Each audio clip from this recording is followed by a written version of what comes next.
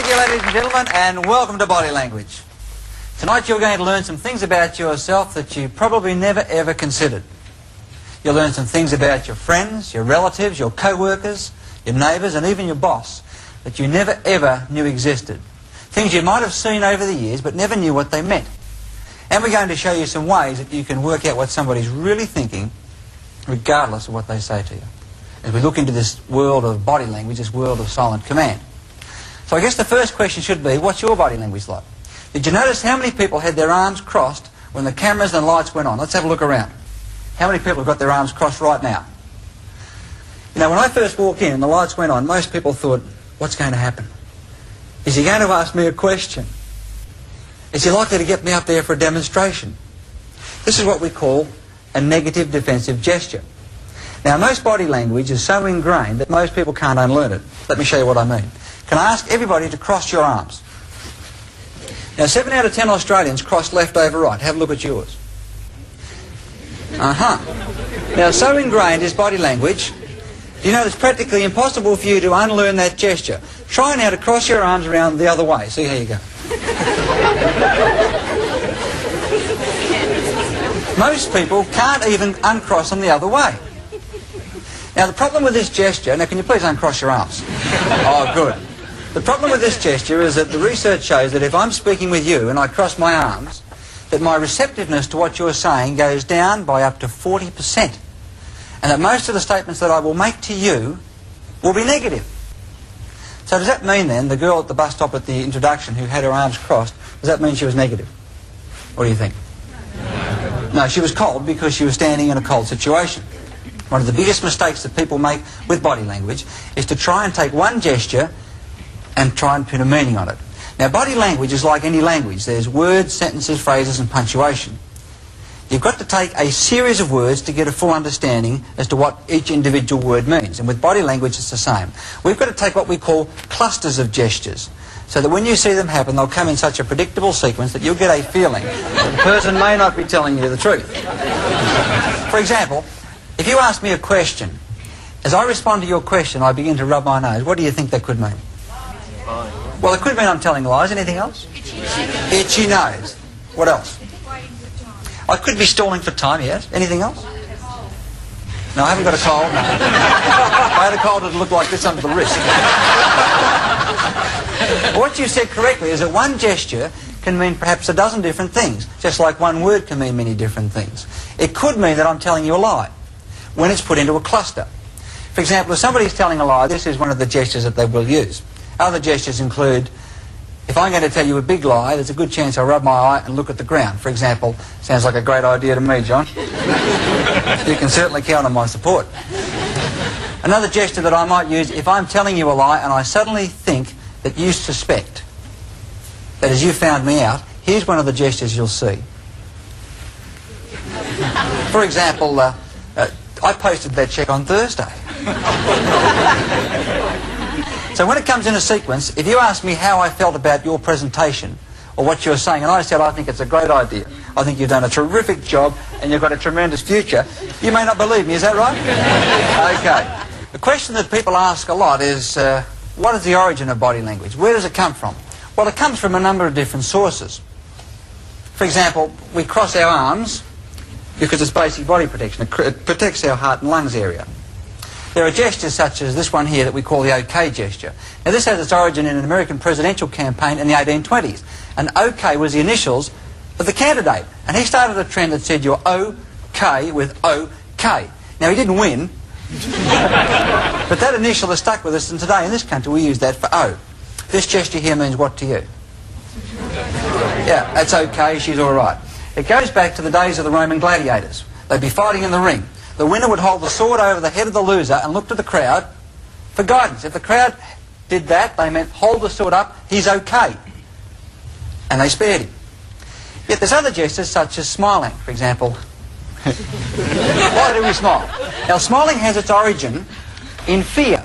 When two monkeys would meet, they would draw the lips back like that, each showing that the other was fearful of the other. Therefore, each was subordinate and non-threatening. Make sense?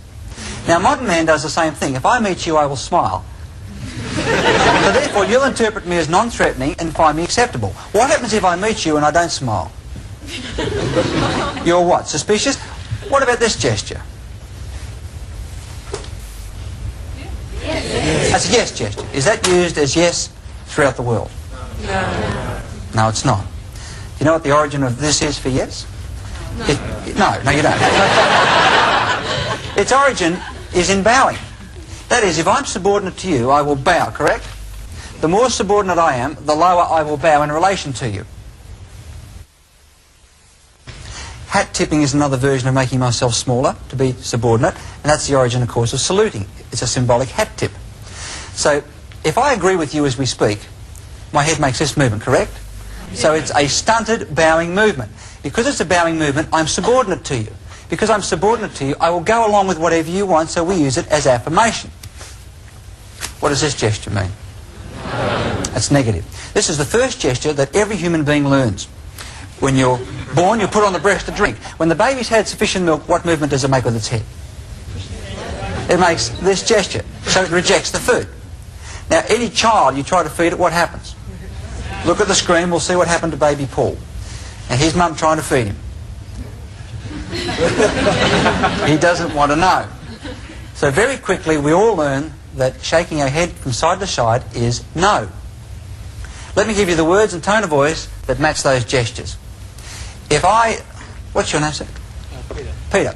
Let's say, for example, that I like what Peter said, and I agree. Which way does my head move if I like him? And I agree. Up and down, without even thinking. It looks like this. Peter, yes, I think that's a tremendous idea. You're on the right track, and you can count on my support. The gesture confirmed the tone of voice and the words. Is this correct? Yes. If I didn't like Peter, didn't like what he had to say, which way would my head go without even thinking? Peter, I mean, you've got to be kidding. I mean, there is no way in no that that's going to get off the ground. I will not help you. Now, in real life, it doesn't happen that way. You know why? Because when I was a kid, I was taught not to tell lies on one hand. On the other hand, I was taught to be a prolific liar when Mum taught me to be polite. Polite means tell lies. Now, I haven't got the heart to tell Peter I don't like what he's presenting because he's my friend, or he's my boss, or he's my neighbour, he's my uncle. So I better be polite. Here's how it looks if I try to be polite and cover up. Peter, I think that's a great idea. It's got tremendous potential. It really has. You can certainly count on my support. Now, it only looks funny because we looked at the two most basic elements of movement. We analysed their backgrounds. I gave you the words and tone of voice that matched. Now you're noticing that the gesture is completely contradicting the words. Now, fellas, how many times have you been at a party and you've said to a lady something really cool like, how about coming up to my place for a cup of coffee? And she said, I'm not like that at all.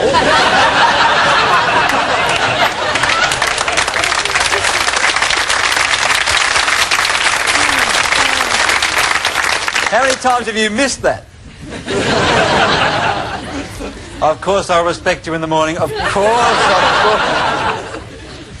Now, if height gives positiveness and lowering is subordinate, does it follow then that tall people must be more influential than short people? Well, who believes that tall people give greater power and more influence than short people? Hold your hand up. Who believes that tall people do not exert more influence than short people? All the short people. Okay. You don't believe that, sir? Can I have you at the front here, please? And come on out here. Come on. Okay, come on out here. What's your name? Bob. Please give Bob a big welcome, ladies and gentlemen.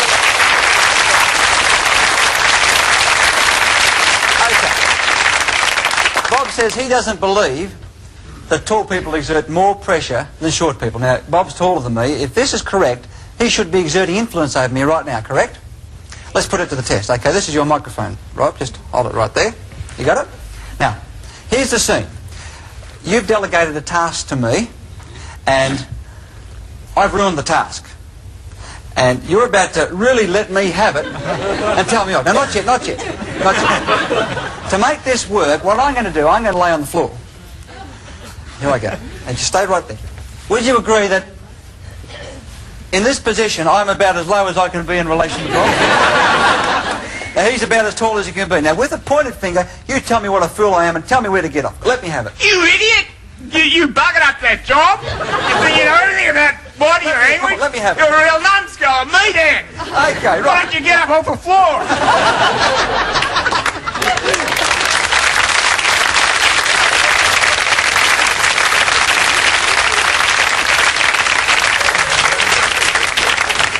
So he had no difficulty in telling me off.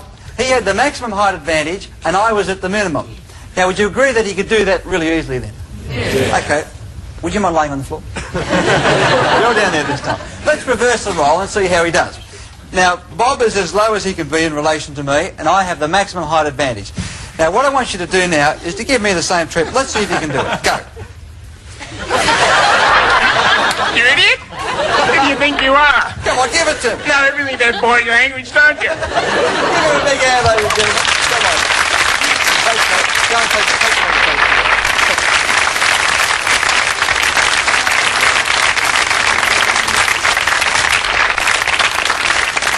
Let me ask you this question. Who's had this experience? You've listened to somebody speaking. You've walked away and you've said to yourself, that sounded really convincing, but I got a gut feeling you can't believe a word of it. Who's had that feeling? Most of us have. Sometimes we might say, I've got a sixth sense, I've got a hunch, and the girls all say, my intuition tells me you can't trust that person. So what does it mean? Well, the research is quite incredible. It shows that when you and I are speaking face to face, that we're relying on the words that we use only a maximum of 7% of the time to put the message across. The gestures and what we call body language accounts for somewhere between 60 to 80% of the message it's sent. Now, if I try to tell you a lie or cover up, my gestures will no longer match my words. They go out of kilter. And a perceptive person will pick up that discrepancy and get a hunch or gut feeling, I'm not being honest. Does that make sense to you? Yes. Let's put you to the test. We'll see how perceptive you are. Here's the scene. You're in a home. And there's children playing outside. All of a sudden, you hear smashing glass and bottles.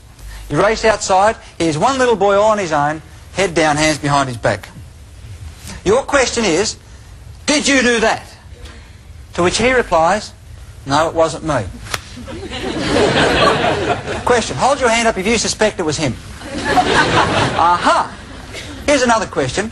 Do you then take your course of action based on the gesture or based on the words? Who would act on the gesture? Most of us. So in other words, if a gesture contradicts the words, we'll make our decision on what we see. Is this right? Now this is what perceptive, intuitive people are doing to us all the time, and we're doing it to them. When we're speaking to them, we're watching their gestures, listening to the sounds and words. The moment we see gestures and words that do not compute, we ignore the words and make our decision on what we call our gut level feeling. If you ever known a hunch or gut level feeling about a person, when you're face to face with them, to be wrong, aren't they usually right? Aha. Now the origin of this hand to mouth gesture is quite simple. Child tells a lie, brain instructs the hand, cover the mouth. Stop the words from coming out. Now that same gesture is carried through in adulthood. That's why it's hard to believe somebody who's selling you a second-hand car, for example, who says, it's a great car, it's only done 25,000 kilometres and has a reconditioned motor.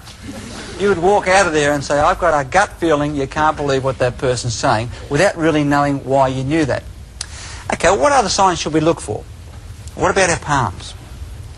What about our hands? If you want to be honest with me and tell me the truth, what gesture will you show at me?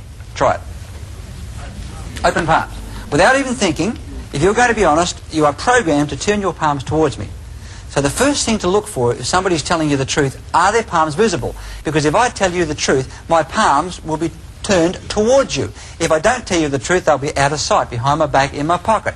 So if I say to you, look, this is the truth, you can believe me, you can believe every word I say. I've always had a healthy respect for you, of course, and this is the truth. Now, there was a contradiction in the middle of a sentence, and this is what happens. We get contradictions and truth in the same sentence.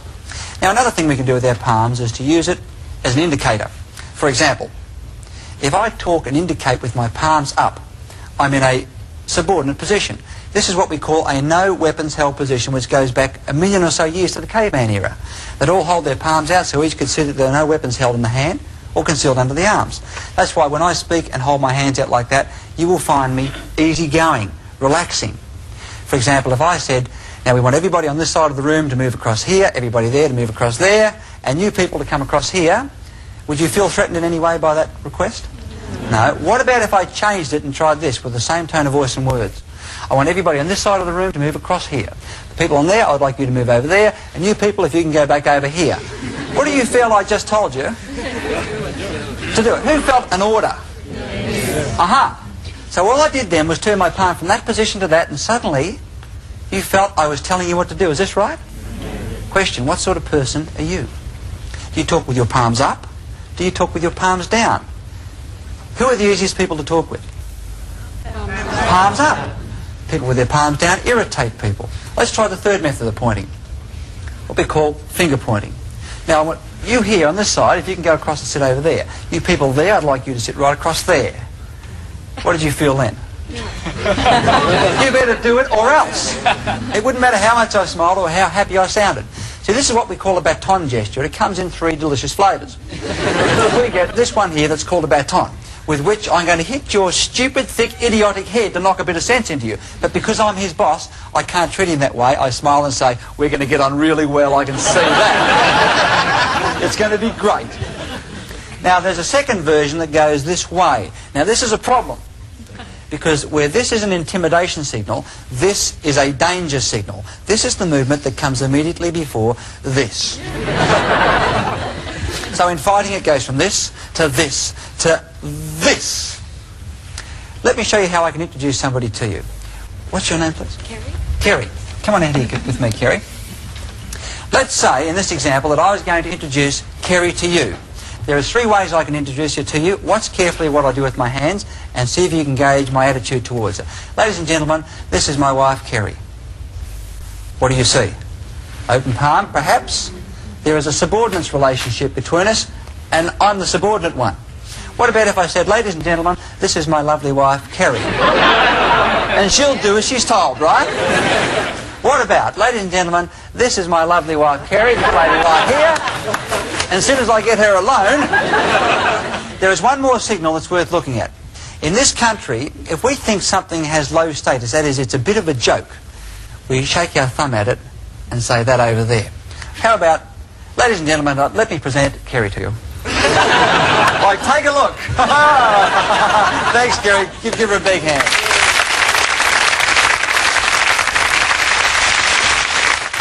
The other way we can use our hands is what's called a handshake. Now, when you shake hands with somebody for the very first time, you get one of 3 very distinct gut-level feelings. One, you feel equal. Shake someone's hand, you feel, yeah, I like that person. Someone else, you shake them by the hand, and you think, ooh. Yes, well, I'll just stand over here. Someone else, you shake them by the hand, and you'll think, ha ha ha, you'll do as you're told. So you feel either equality, you feel superior, or you feel inferior. It's transmitted through the handshake. Can I have you for this demonstration, please? Sure. Come on out. What's your name? Allan. Okay, here we go. Give him a big hand, ladies and gentlemen. Good. Now, just before I do this test, what I want you to do is to shake hands with the person sitting beside you. And for the people at home, shake hands with somebody in your living room right now. Give them your normal handshake. Pretend you're meeting for the very first time. Keep it shaking. Keep it going. Hold it. Freeze it. Keep your hands together. Don't move. We're going to analyse this. Don't move a muscle. Keep those hands together. There's one of 3 things taking place between your handshake. 1 is you're transmitting equality. 2 is you're transmitting that you'll be the boss. Or 3, you're prepared to give in. Now listen carefully to this, then analyse your handshake. The person whose hand is facing downmost is saying, I'm going to be the boss and you'll do as you're told. If your palm's up, you're prepared to give in. Okay, stop holding hands. Do you see the second origin of handshaking is arm wrestling. Handshaking originated like this. The winner would have palm down, the loser would be palm up. Modern man has put it into a vertical position. You can stop holding hands now, girls. So now the hands lock together. As I try to turn his hand over, he resists. So what are we left with? A handshake that's straight up and down, just the way my dad told me to shake. Good firm grip, son, keep the palm straight. He's only got to let it go just a little bit. Now, I got you, fella. Or if I give in, oh, I feel threatened by him. Now, that's why the most frustrating handshake of all, just hold your palm out flat down, is this one. Every managing director presents this to the staff. Because if I take his hand, what is he forcing me to do? Become submissive. How do you handle someone who does that all the time? Just hold it right there again. Here is the simplest, most effective way. Pleased to meet you once again. Good to see you. ladies and gentlemen. Thank you.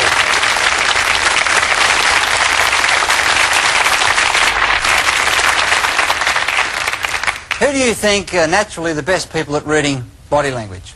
Women. Well, who thinks it's the women? Naturally the best. All the women, right? Who thinks the guys are naturally best at reading body language? Well, let's have a look at what the test with babies revealed. They got babies that were 6 weeks of age. When the baby was crying, the mothers were asked to look at the baby and determine what the baby wanted. The mothers could tell 5 entirely separate meanings behind the same cry. It was hungry, it was scared, it was in pain, wanted attention, needed his nappy changed. Then they got the father to have a look at the same baby. What do you think he saw? A crying baby. In other words, the fathers couldn't tell the difference in the test conducted. Women are born with an innate ability to decode the body signals of other people, and this is for the survival of our species. If a woman can't look at a baby and tell you from its movement and its sound what it wants, it's detrimental to that child living. Does that make sense? Women are born with the ability to do it, men aren't. And for that reason, women make the world's best negotiators, salespeople, interviewers, interrogators, personnel people. They're not necessarily found in those roles as much, but they are the best at it. And for that reason, I say to every man here tonight, because women are so good at it, if you're going to tell a lie to a woman, particularly one who knows you, do it in writing or over the telephone.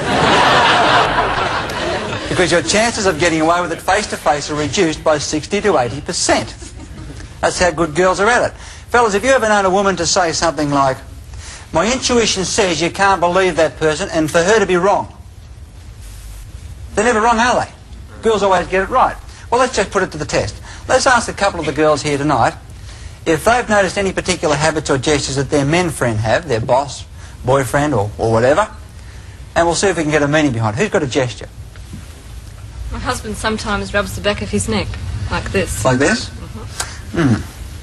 This is what we call a pain in the neck gesture. That is, if somebody gives you a pain in the neck, they're referring to that tingling feeling on the back of the neck that causes you to bring your hand up and satisfy it like this. Does he do it at any particular time? Yes, actually he does. When my mother comes around. Anybody else have a particular gesture that they might have noticed? Yes, at the back. My boss clasps his hands together and he puts them behind his head, and he sort of sits back in his seat when he's talking to me. It really is irritating. Does anybody have a boss who does this at them? This is what we call a superiority gesture. If you like, when I do it, I'm saying, maybe one day you'll be as smart as me if you're lucky. The bosses love to do it at the staff. Sales manager does it at the salesman. Men love to do it at women. Girls, when a man does it at you, is it intimidating? Aha! Well, let's put this to the test. What happens if he annoys you like that? When he sits back and does it, you know the best thing to do? Copy it. Now, there's 2 of you doing it. First one who changes is the loser. So after a few minutes, he gets a feeling something's not quite right and changes to this. You wish him all the best as you leave. Anybody else have a fella who's got a habit? It's not a fella, but I have a tendency at times to twirl my hair. Fiddle with your hair like this? Yeah. Every person has isolated, repetitive, out-of-context gestures that show that we're under pressure. For example, cigarette smokers will smoke cigarettes. Somebody might continually scratch their neck, pull their earlobe. John Laws continually taps his nose and twiddles his ear when he's under pressure. Now, usually those gestures show that you're either bored or you're tense. Do you do it at any particular time? I was waiting at the dentist the other day and I did it. Okay, what would that signify? That you're nervous. Now, there's a problem with that gesture. I must add this. This is also a gesture that's used in courtship. That is, if a lady likes a guy, one of the come-on signals she'll give him is this. Now, the problem is, do you find that when you're terribly nervous, men find you irresistible?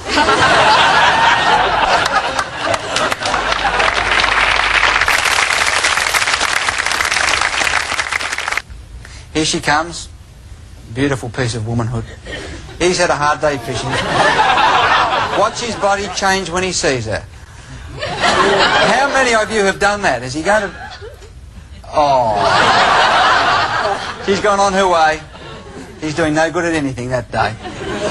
So the first thing that happens is a physiological change. Now, we said in the last segment that when somebody gets excited by another person, there's a certain part of their body grows to 4 times its normal size. Do you know which part that is? Eyes, pupil. Let's put it to the test. I'd like you now to take a look at this. Here we have a right-hand picture, here we have a left hand. Which do you find the most stimulating and exciting? Put your hand up if you find the right hand the most stimulating. Most of us. Do you know that most people can in fact decode the signal that's in that particular picture? What we've done is enlarge the right-hand pupils of Kerry-Ann to 4 times the pupil size of the left. When somebody is excited by you, their pupils will actually expand. If they're negative, they're unhappy, the pupils will constrict and become smaller. And you know, most of us can decode these pupil signals and we reflect it in our speech. We say things like, it sounded convincing, but you wouldn't trust him. Did you see his beady little eyes? How many of us have used that expression? Never realised what we were actually seeing. What about cigarette smoking? You know, if I feel positive, and we'll say positive means I like you, I like what you're saying, I like being here, I feel positive about what you're presenting. Which way would you expect me to exhale the smoke, assuming that I'm far enough away from you that it wouldn't make any difference? Up. Anybody think I blow it down? Who thinks I blow the smoke down if I feel positive? Nobody. Did you realise you always knew it wouldn't go down? Who thinks I'd blow it? Who thinks I'd blow it up? Who thinks I'd blow it straight out? We've got a few non-smokers here. Let's put it to the test. I'll give you a sentence, then I'll give you the puff, you be the judge. Bob, I think what you've had to say has been excellent. When the committee meeting comes up on Tuesday, I'm going to be recommending your solutions because I think you know what you're talking about. You can count on me, friend. I don't agree with you. Had he better rely on me? No. He better not. What's your name? Bob. Bob. Okay, Bob. 2 Bobs. Bob, I think what you've had to say is certainly the right solution for us, and when I go to the board meeting on Tuesday, I'm going to be pushing for you because I think you know what you're talking about. You can count on me.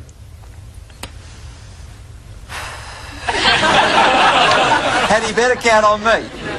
He better not. Okay. What's your name, please? Cheryl. Cheryl, I've really enjoyed meeting you here at the party tonight. It's been really great.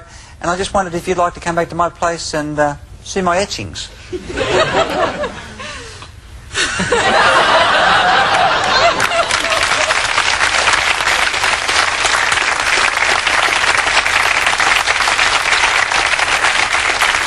Would it be reasonable to say that most of us would assume that people who are continually in the news, like politicians, television interviewers, those whose faces we see continually, royalty, that we would expect them to be confident when they're in front of a crowd? Would that be a reasonable assumption? Yes. Okay, well, let's just have a look at a few and see what their body language shows us. How confident are they? How does their body language give them away?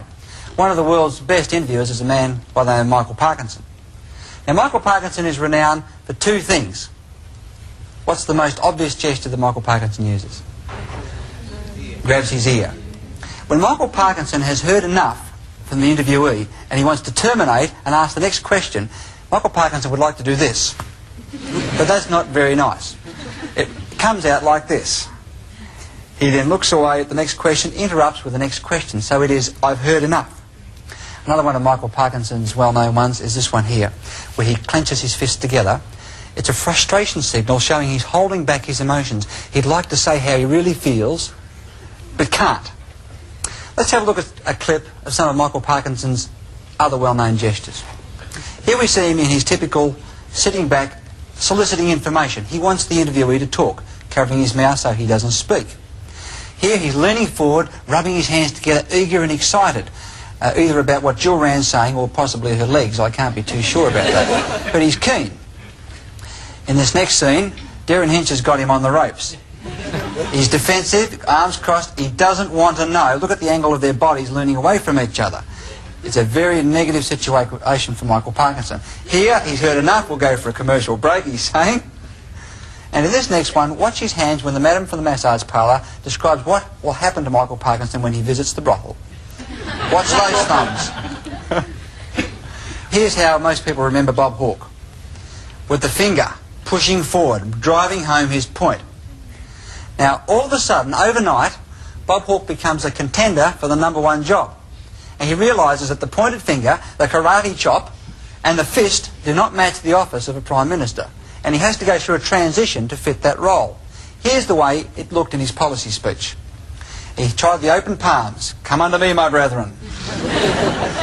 Now, most Australians thought that Bob Hawke looked wrong during his campaign. Would that be a fair statement? He didn't look right because he was using the palms and it doesn't suit him. Today, he's modified that. He's modified the palm gesture and modified the finger gesture. And have a look at the screen now. Here's what we see. He's talking with an interviewer. Now, watch for his hands. Up they come. Using his hands in this position to make the point. See, when you speak like this, you can drive home your point as you would with a finger, but not be intimidating. And he doesn't have to hold his palms out, which doesn't suit him, but he still has an open palm. So he's both credible and drives his point home. And it was a tremendous transition that he went through. Prince Charles, do you think he's confident in front of a crowd? No.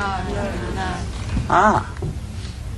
At the start of the show, we said that when people feel uncertain, defensive, they may cross their arms like this. It wouldn't look fitting for Prince Charles to cross his arms like this walking through the crowd, as much as he'd like to. So he has hidden the gesture and disguised it with something else. See if you can spot it. Here he comes inspecting the guard. I want you to watch his right hand and see what he does with it. Feeling confident now, straight for the cufflink on his left arm. Now this is what we call a disguised arm barrier. He'd love to cross his arms, but by bringing the right arm across and playing with the cufflink, he gets that same secure feeling he'd get if we crossed our arms. Now, even at the Royal Ball in Sydney, he was seen walking through with the same position. And there it is. Would it be fair if we said that Prince Charles is known as a ladies' man? Would that be a reasonable statement? Yeah. One of the things that makes him a ladies' man is that he uses printing gestures when he's with attractive women. One of these printing gestures is a favourite of many men. And this is it. Adjusting the tie whether it needs it or not. If an attractive lady walked through the door and I saw her, it might go like this. Oh, hello there. Would you like a dance? Let's have a look at Prince Charles and see how he uses it. Here he is in the crowds. Now, he hasn't noticed the attractive curvy blonde with a low-cut dress who's just behind the woman he's talking to.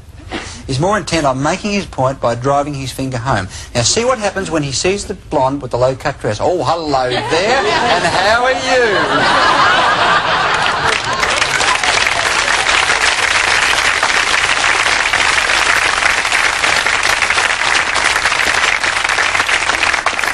Now, all of us act predictably when our territory is invaded by other people. Our territory can include our home, our motor car, our office. And within our territories, there are sub-territories. For example, in your own home, everybody has his or her chair. And nobody else had better dare sit in it, right? Let's see what happens when we sit at a table. And can I use you? What's your name? Steve. Steve. Come on up, Steve. Give me a big hand. Come over. Sit down there, Steve. Here we have a scene that's at a restaurant. It could be at an office. We have a square desk. Now, here's the problem with a square desk. First of all, whenever there are sides on a table, this occurs with a square and rectangular desk, people take sides, which means we take barriers. By me sitting at this desk in this position, I have put myself in a crossed arms position in relation to Steve, and our conversation will generally be negative. Now, the research shows that there's around a 25% greater chance of me persuading Steve if we had a round table than if we have a table with sides, because at a round table there's no what? There's no corners and barriers. Now, the other problem is that when we sit here, we unconsciously divide the table into two halves, his territory and mine. Now, if I try to invade his territory, he won't like it. Now, let's say we're having a business lunch and discussing a business, and I decide I want to rattle him, get him off edge. All I need to do as we discuss business is watch closely. And business has been pretty good, they tell me, Steve. Been all right. I just push the salt shaker across. And I believe you've been doing very well too, the ashtray. And apparently you've been looking forward to getting a rise in the company. And I reckon it's... can you see what happens? You see, oh, right. Give him a big hand. Thanks, Steve. Thank you very much.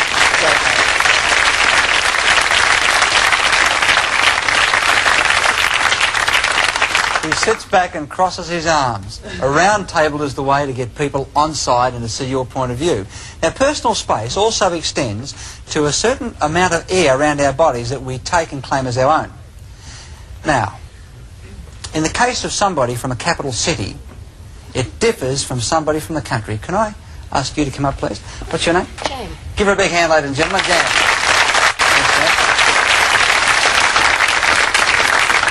If Jan and I were from a capital city where people are fairly well packed, just come back a little bit closer, there we go. If we were from a capital city, our personal spatial need is around about 18 inches. That is, my territory is 18 inches and so is Jan's, and we will fight to protect each other's territory. What distance apart do you think we would stand when we talk socially? 3 feet. Now, if we come from the country, a rural area where people are used to more space, we have a bigger spatial need. What could it be? It could be 2 feet each, so when we stand apart and talk, we stand at 4 feet. Country people stand further away than city people. Here's the problem. Let's say Jan is from the country. She needs me to stand at 4 feet. How do I feel standing at 4 feet?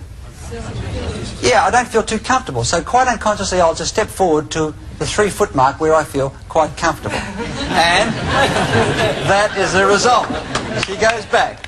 Now, I'm too far away, so I'll just step forward again, and I'll come after her. Now, any country girl will tell you that the city fellas are what? Fast! Yeah! What they're referring to is the city fella is encroaching into the country girl's space. Because I'm not trying to do a line with Jan, I'm not. All I'm trying to do is to have a conversation. Give her a big hand. Thank you.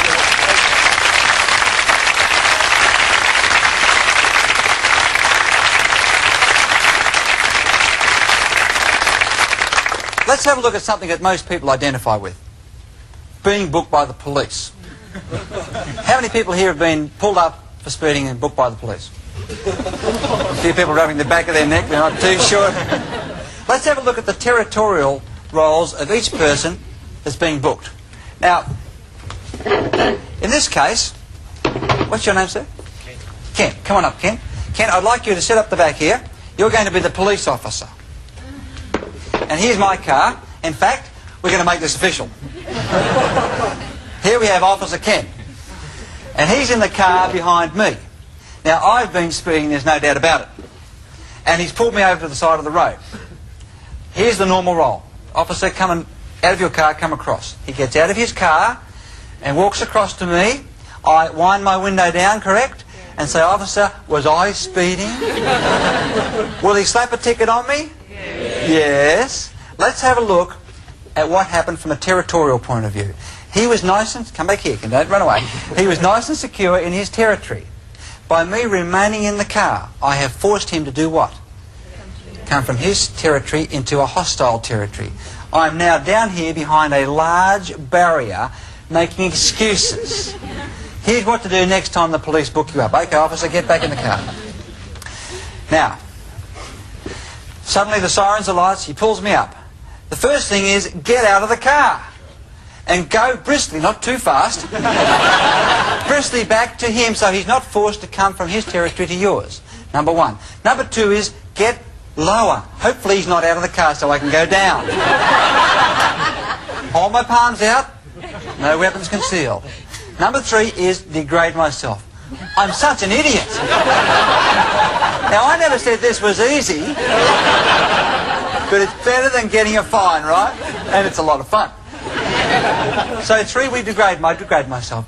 I'm such an idiot, I didn't mean to be speeding. How could I have possibly thought? What a fool. Number four, raise his status to show that you know where he is.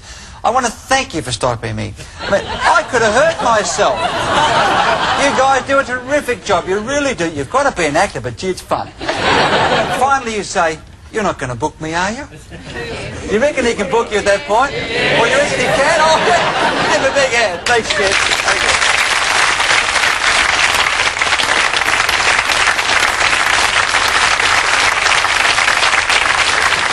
Okay. One of the places where people step into your personal space and you can't do anything about it is an elevator. And it also happens in planes, trains and crowded buses. The problem with being in an elevator is strangers are within your space and you can't do anything about it. Now there's a set of rules that we must go through when somebody gets into our space. We're in an elevator, okay? First thing is go totally blank.